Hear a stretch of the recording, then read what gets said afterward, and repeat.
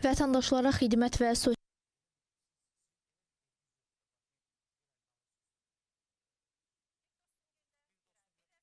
platformanın əsas məqsədi Azərbaycanda süni intellekt sahəsində tədqiqatçıları, dövlət qurumlarını, özəl sektoru və fərdi istifadəçiləri vahid rəqəmsal platformada bir araya gətirməkdir. Süni intellekt platformasının açılış mərasimində çıxış edən Vətəndaşlara xidmət və sosial innovasiyalar üzrə Dövlət Agentliyinin sədri Ülvi Mehdiyev qeyd etdi ki, Asan AI Hub Prezident İlham Əliyevin Azərbaycan Milli Elmlər Akademiyasının 80 illik yubileyinə həsr olunan yığıncağındakı çıxışı zamanı səsləndirdiyi göstərişinə uyğun olaraq yaradılıb. Onun sözlərinə görə texnoloji problemlər platformada açıq elan ediləcək və tələbələr, akademiklər, sahibkarlar, eləcə də ictimai təşkilatlar öz həlləri ilə müraciət edərək mükafat fondu uğrunda rəqabət aparmaq imkanı əldə edəcəklər.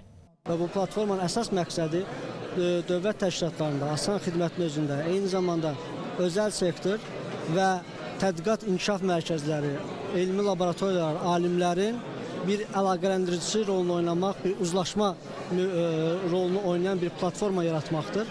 Bu platforma vasitəsilə hər bir təşkilat özünün problemlərini, çağırışlarını elan edəcək, səsləndirəcək.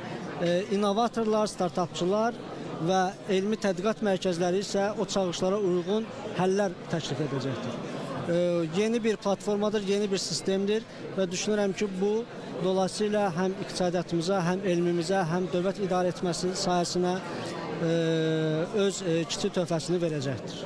14 milyonluq icmaya malik olan Gen AI Works qlobal süni intellekt platformasının baş direktoru və həm təsisçisi Steve Nuri isə günümüzdə generativ süni intellekt 2025 mövzusunda çıxış edərək qlobal trendlər, texnoloji inkişaf və süni intellektin tətbiq imkanları haqqında məlumat verdi.